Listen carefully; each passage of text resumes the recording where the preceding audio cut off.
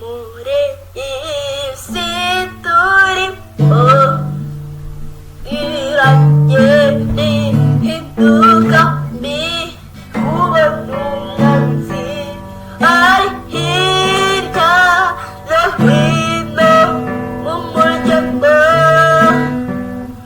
ariko nizera Imana Data twese izagukiza umwanzi Satani, kuko yagaba ibitero byinshi ntagutyo waba uri kumwe na Yesu,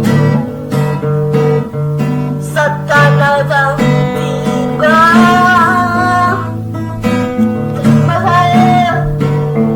Yende afungiranwe mu muriro hamwe n'ababiseye, ariko twebwe twizeye Imana yacu tuzajyana mu ijuru twimarane iminsi igihumbi.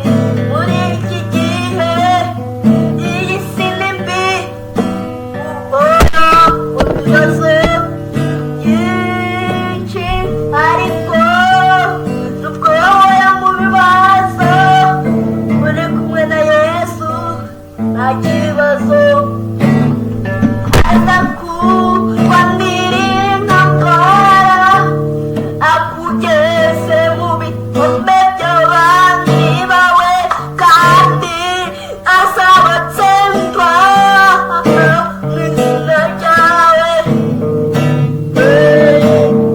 Kandi waba wabisabye Imana izaguha ubugingo, naho kwiya mpuru ubugingo duhoramo muri aka kanya, kuko n'ubwiyambura nacyo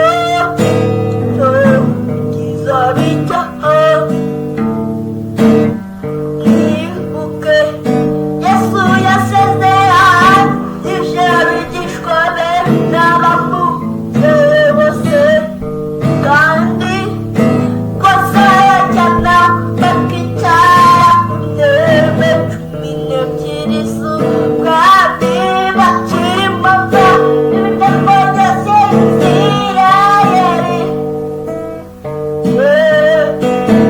Aho ngaho mu ijuru uzahamba nawe, ndagusabiye mu izina ry'Imana izakwakira ikwakira tubaho, ariko ntike mu gitabo kitari icyo gupfa, ahubwo ari icy'ubugingo buhoraho.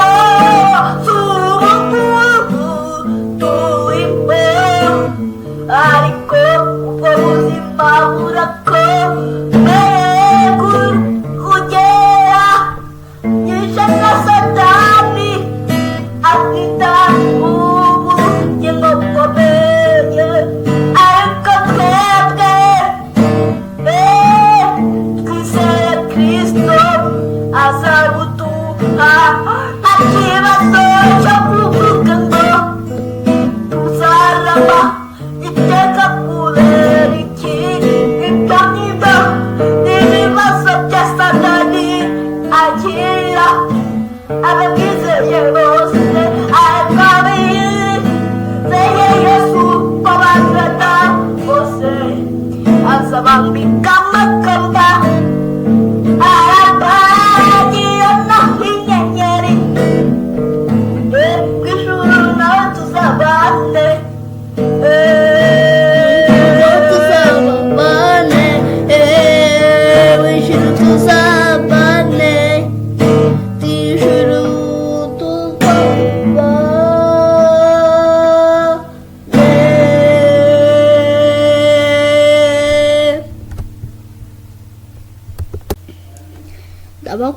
ndabakunda kandi mbifurije ikaze iwacu.